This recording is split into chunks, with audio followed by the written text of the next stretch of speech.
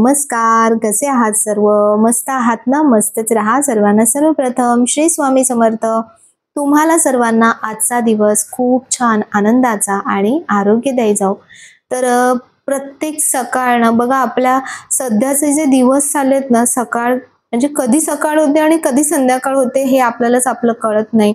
तर असं 5 मिनिटं का होईना शांत बसलं, शांत काही गोष्टी ऑब्झर्व्ह केल्या तर खूप खूप बरं वाटतं.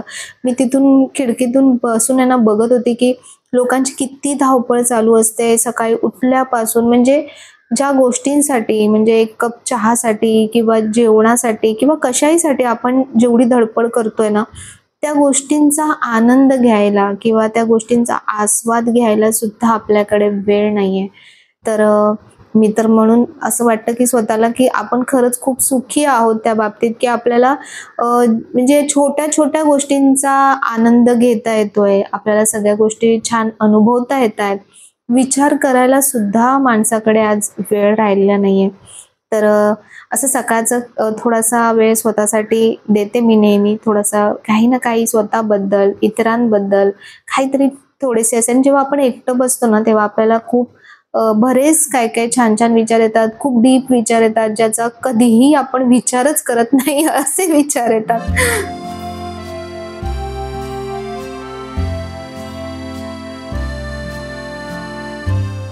तर आज आहे ना, मी हा बाथरूम क्लीनिंग करणार आहे आणि क्लीनिंग करता-करता मी तुमच्याशी आज खूप छान गप्पा सुद्धा मारणार आहे.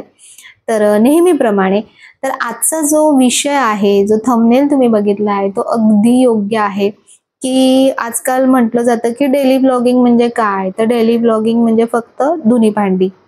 तर मला सांगा, की धुणी भांडी म्हणजे हे अशा पद्धतीने ॲक्चुअली बोललं जातं, की आपण कसं एखाद्याला नाव ठेवतो किंवा एखाद्याला शिव्या देतो, तर त्याप्रमाणे धुणी भांडी या शब्दाचा उच्चार केला जातो. तर मला सांगा, की खरंच हे काम तितकं डिग्रेडेड आहे का? आज प्रत्येकाच्या घरात हे कामं केलेच जातात आणि ही जर कामं झाली नाहीत ना, तर तुम्ही पुढचं काहीच काम व्यवस्थित करू शकणार नाहीत. ज्या स्त्रिया बाहेर कामाला जातात, मी स्वतः सुद्धा ती गोष्ट अनुभवली आहे, की आज मी जरी YouTubeचं काम करते किंवा मी जरी कुठलंही बाहेरचं जरी काम करेन, तर माझ्या घरात कोणीतरी अशी एखादी व्यक्ती असणं खूप गरजेचं असतं, की जी माझं बाकीचं काम आवरू शकेल किंवा मला ती तेवढी जरी मदत मिळाली ना, तरी माझं बरचसं काम हलकं होतं. आणि तुम्ही कितीही, मी तुम्हाला हे गोष्ट तर मी खूप अनुभव घेतले, तुम्ही सुद्धा मान्य कराल, की आपण लेडीज जगाच्या कुठल्याही टोकावर पोहोचलो तरी घरातली कामं ही आपल्याला कधीच सुटत नाहीत. आज ज्या लेडीज डेली व्लॉगिंग करतात, मला तुम्हाला एक गोष्ट विचारायची आहे, म्हणजे खूप साऱ्या ह्या गोष्टी ना कमेंटमध्येच येतात आणि म्हणून प्रत्येक गोष्ट तुम्हाला कमेंटमध्ये संपूर्ण सविस्तर एक्सप्लेन करणं कधी-कधी शक्य होत नाही. त्यामध्ये कधी-कधी कोणाचा गैरसमज सुद्धा होतो. तर म्हणून म्हटलं चला काम करता-करता तुमच्याशी बोलू. तर ज्याही लेडीज रोजचं डेली व्लॉगिंग करतात, तुम्ही मला सांगा, की ज्या बोलतात ना त्यांनी एकदा करून दाखवावं, की व्हिडिओ बनवून दाखवा तुम्ही. हे जे काम करता-करता आम्ही बोलतो, ते फक्तच तसं नसतं. त्याच्यासाठी खूप सारे दुसरे पण गोष्टी असतात. तुम्ही कॅमेरा कसा सेट करताय, तुम्हाला त्याच्यानंतर त्याच्यावर काय व्यवस्थित बोलायचंय. तुम्ही जेव्हा ॲट अ टाईम तुम्ही जेव्हा काम करता, तेव्हा तुम्ही लाखो लोकांसमोर ते काम करता. आता बऱ्याचदा हेही म्हटलं जातं, की मॅक्सीवर काम करतात, व्यवस्थित प्रॉपर ड्रेसिंग नसते. पण मला सांगा, अशी जी कामं तुम्ही घरातली जी करता, साफ म्हणा किंवा काही, ते तुम्ही काही प्रॉपर ड्रेसिंग करून किंवा खूप साऱ्या साड्या, मेकअप वगैरे अशा गोष्टी करून तुम्हाला करणं शक्य आहे का? आणि ते बघताना तुम्हाला तरी ते रिलेटिव्ह वाटेल का त्या गोष्टी? तर म्हणून जसं आहे तसंच आपण प्रेझेंट होणं आणि त्यामध्ये सुद्धा कुठून, म्हणजे काही त्यामुळे माझं काही अंगप्रदर्शन होत नाहीये ना किंवा काय, ह्या सगळ्या गोष्टींची काळजी घेऊन जर तुम्ही ते करत असाल, तर त्यात वाईट काय आहे? मला सांगा, जे डेली व्लॉगर्स आहेत त्याच्यामध्ये किती अशा लेडीज तुम्हाला माहिती आहेत, की ज्या ऑफिसला जातात आणि तरीही डेली व्लॉगिंग करतात? खूप कमी असतील, म्हणजे हाताच्या बोटांवर मोजण्या इतक्याच असतील मला वाटतं. बाकी बऱ्याचशा ज्या लेडीज आहेत ना, त्या सर्व घरच्या जबाबदाऱ्या, म्हणजे ज्या हाऊसवाईफ आहेत त्यातल्याच बऱ्याचशा लेडीज डेली व्लॉग्स करतात. कारण तेवढा वेळही नसतो त्या लेडीजकडे की त्या तेवढा वेळ त्या गोष्टींसाठी देऊ शकतील. आणि तुम्ही आपण जेव्हा दुसऱ्यांना बोलतो ना, तेव्हा कधीतरी आपण स्वतःला त्या जागेवर ठेवून बघायचं, की जर मला रोज व्हिडिओ बनवायचा आहे, तर मी रोज काय शेअर करू? कारण सकाळी उठल्यापासून रात्री झोपेपर्यंत मला वाटतं 90% लोकांचं रुटीन हे रोजचं सेमच असेल. असे खूप कमी लोकं असतील, की रोजच त्यांचं रुटीन वेगवेगळं असेल. आणि तुम्ही प्रेझेंट करताना तुम्ही एक एक व्यक्ती आहात, पण तुम्हाला बघणारे आज लाखो व्यक्ती आहेत. तर लाखो व्यक्तींचे लाखो विचार असू शकतात वेगवेगळे. प्रत्येकाच्या विचाराला आपण सॅटिस्फाईड नाही करू शकत किंवा प्रत्येकाच्या विचारानुसार आपण नाही गोष्टी करू शकत. कोणाच्या घरी जॉइंट फॅमिली असते किंवा कोणाच्या घरी बऱ्याचशा काही फायनान्शियल प्रॉब्लेम्स असतात, कोणाला काही मानसिक त्रास असतात. खूप साऱ्या गोष्टींमधून जाऊन बऱ्याचशा व्यक्ती ह्या गोष्टी करत असतात. तर मला असं वाटतं, की आपल्याला जर काही कोणाचं चांगलं करता येत नाहीये ना, तर आपण ॲटलीस्ट कोणाला डिमोटिव्हेट तरी करू नये. त्यांच्या परीने ते जे करतायत ना, तुम्हाला जर खरंच त्यात काही चुकीचं वाटतंय, तर तुम्ही चांगल्या पद्धतीने सुद्धा ते त्यांना सांगू शकता, की असं नाही, हे तू असं केलं पाहिजेस किंवा तू ह्या गोष्टी नको दाखवूस, जे खरंच चुकीचं वाटतं तुम्हाला. पण उगाचच कोणाला काहीतरी बोलायचंय म्हणतात ना, की आपल्या मनातला जो राक्षस आहे त्याला शांत करण्यासाठी समोरच्याला उगाचच काहीतरी जाऊन बोलायचंय, तसं खरंच करू नका. कारण मला अशा खूप साऱ्या कमेंट्स आल्या Instagramवर, ईमेलमध्ये सुद्धा बायकांचे असे मेसेजेस येतात, की ताई आम्ही खरंच खूप डिमोटिव्हेट होतोय या गोष्टींमुळे, की खरंच आम्ही करू का की नको करू? कारण आज आमची फॅमिली सुद्धा व्हिडिओज बघते, फॅमिली सुद्धा कमेंट्स वाचते, नातेवाईक कमेंट्स वाचतात. तर तेव्हा आम्हाला खूप वाईट वाटतं त्या गोष्टींचं, की जी गोष्ट मी आज एवढ्या मेहनतीने आणि एवढ्या चांगल्या मनाने करते, आज मी कधीच त्याच्यामध्ये कोणाचा वाईट विचार करत नाहीये. तर का लोकं असा विचार करतात या बाबतीमध्ये? खरंच बरोबर आहे. मी तुम्हाला एक सजेस्ट करेन, की ज्या अशा कमेंट्स करतात ना, तुम्ही एक काम करा, त्यांना असं चुकीच्या कमेंट्स करण्यापेक्षा ना, तुम्ही त्यांना छान टॉपिक सांगा, की ताई हा टॉपिक घे आणि या टॉपिकवरती व्हिडिओ बनव किंवा काय. असं काहीतरी वेगवेगळं छान सजेस्ट करा ना. त्यांना त्रास होईल किंवा त्यांचं मन दुखेल असं नका करू. किंवा सगळ्यात बेस्ट ऑप्शन, की तुम्हाला व्हिडिओ स्किप करता येतो किंवा तुम्हाला व्हिडिओ स्पीड करता येतो किंवा तुम्ही व्हिडिओ बघूच नका जर तुम्हाला असं वाटत असेल. पण खरंच कोणाला जाऊन अशा म्हणजे त्यांच्या मनाला लागेल अशा काही कमेंट्स करू नका किंवा असं काही बोलू नका. धुणी आणि भांडी हे जर तुम्हाला काम असं खूप खालच्या लेवलचं किंवा कमी वाटत असेल ना, तर तुमच्यासारखे कमनशिबी तुम्हीच आहात मी तर म्हणेन.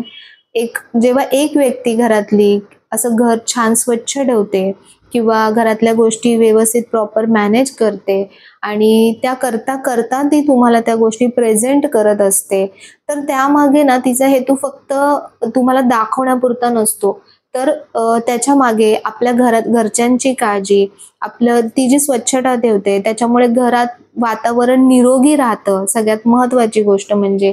तर अशा बऱ्याचशा गोष्टी असतात आणि खूप साऱ्या व्यक्ती अशाही असतात, की ज्यांना हे सगळं माहिती असतं, की असं केलं पाहिजे, अशी साफसफाई केली पाहिजे, घर असं स्वच्छ ठेवलं पाहिजे. अशा बऱ्याचशा गोष्टी सगळ्यांना सगळ्या कळत असतात. पण जेव्हा त्याच रोजच्या गोष्टी आपण समोरचा व्यक्ती किती चांगल्या प्रकारे, किती आनंदी वृत्तीने किंवा किती व्यवस्थित सिस्टमॅटिकली करतायत, तर हे जेव्हा आपण बघतो ना, तेव्हा आपल्याला पण इच्छा होते, की अरे मी पण माझ्या घरात अशा गोष्टी व्यवस्थित करू शकते. आता मी माझ्या व्हिडिओमध्ये म्हणजे इतरांचे एक्झाम्पल्स तर जाऊ द्या, पण मी माझ्या स्वतःच्या व्हिडिओमध्ये ही गोष्ट अनुभवली, की तुम्ही जर माझे व्हिडिओ बघितले चॅनलला, तर 1000च्या पेक्षा जास्त माझ्या चॅनलला व्हिडिओज आहेत आणि प्रत्येक व्हिडिओजमध्ये मी काहीतरी तुम्हाला छान इन्फॉर्मेटिव्ह, प्रोडक्टिव्ह, काहीतरी नवीन, वेगवेगळं असा देण्याचाच माझा विचार असतो. तरीही त्याच्यावरती अशा कमेंट्स केल्या जातात. मग ज्या लेडीजना खरंच काही गोष्टी माहिती नाहीये, टेक्निकली काही गोष्टी माहिती नाहीयेत, त्यांचं शिक्षण तेवढं झालेलं नसेल, तर त्यांच्याकडून आपण तेवढ्या लेव्हलची अपेक्षा करणं खरंच खूप चुकीचं आहे. जर आपल्याला नसेल आवडत ना, तर आपण नाही बघावं. पण खरंच कोणाला असा त्रास देऊ नये. आणि आता सोशल मीडियावर ना असं झालंय, की एखादी व्यक्ती जर खूप चांगले कपडे घालत असेल, खूप स्वतःला अपडेट ठेवत असेल, तरीही तिला नावं ठेवलं जातं. एखादी एकदमच वेंधळी राहत असेल, तरीही तिला नावं ठेवलं जातं.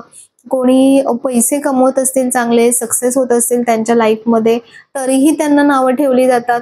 म्हणजे मला हेच समजत नाही, की माणसाने नक्की करावं तर काय करावं? आणि ह्या सगळ्या गोष्टींमध्ये ना सगळ्यात जास्त जो दिसतोय ना प्रभाव किंवा सहभाग, तो स्त्रियांचाच दिसतोय. जर आज एक स्त्री म्हणून आपण जर दुसऱ्या स्त्रीला नाही समजून घेऊ शकत आहे, आपण तिला इतक्या वाईट लेव्हलला जाऊन बोलतोय, कधी-कधी आपल्या एका चुकीच्या बोलण्यामुळे समोरच्या व्यक्तीचं किती मानसिक खच्चीकरण होऊ शकतं, तिच्या पर्सनल आयुष्यामध्ये कधी-कधी किती तिला त्रास होऊ शकतो. कारण प्रत्येकाच्याच घरची कंडिशन ही सारखी नसते. तर त्यामुळे तिला वाटत असेल, की मी चांगलं राहावं, चांगले कपडे घालावे, खूप फॅशनेबल राहावं, पण समजा घरून कधी-कधी त्यांना त्या गोष्टींची अलाउड नसतं त्यांना, किंवा कधी कोणाकडे पैशांचा अभाव असतो. तर अशा बऱ्याचशा गोष्टी, हे तर मी तुम्हाला फक्त एक एक्झाम्पल सांगितलं, पण अशा खूप साऱ्या गोष्टी असू शकतात. तर म्हणून माझी तरी तुम्हाला ही विनंती असेल, की एक स्त्री म्हणून तुम्ही स्त्रीकडे बघण्याचा दृष्टिकोन ना खरंच चांगला ठेवा. ज्यामुळे ना ज्या चुकीच्या प्रवृत्ती, चुकीच्या वृत्ती ज्या अजून बळावतायत ना, तर त्या कमी होतील. आज आपण जर मोठेच जर आपण असं वागायला लागलो, तर आपण पुढे लहान मुलांना किंवा पुढच्या पिढीला आपण ह्यातून काय संदेश देणार आहे किंवा काय सांगणार आहे? आज तुम्ही बघा, की आज प्रत्येक लहान मुलाच्या हातामध्ये मोबाईल असतो आणि YouTube तर प्रत्येकाच्या मोबाईलवर सर्रास चालू असतं. तर प्रत्येक ठिकाणांमधून अशी जर निगेटिव्हिटी बाहेर निघत राहिली ना, तर तीच पुढे आपल्या पुढच्या पिढीला पोहोचणार आहे किंवा तीच पुढच्या पिढीला जाणार आहे. पैसे सगळेच कमवतात. पण ते पैसे तुम्ही कुठल्या कामातून कमवताय? तुम्ही चांगलं काम करताय का वाईट काम करताय? हे पण तेवढंच महत्त्वाचं असतं.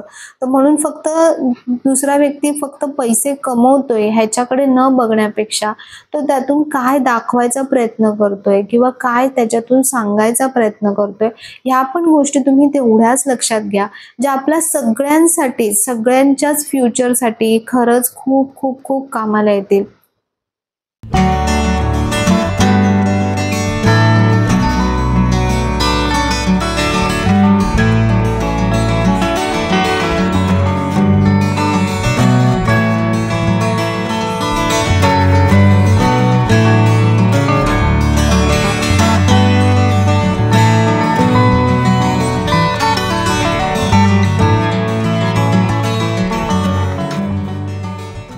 प्रत्येक कामाची आणि प्रत्येकाच्या वेगवेगळ्या कामाची व्हॅल्यू करायला शिका आणि ज्याला जसं जमत असेल ना, तो तसंच प्रेझेंट करू शकतो किंवा तो तेवढीच गोष्ट देऊ शकतो.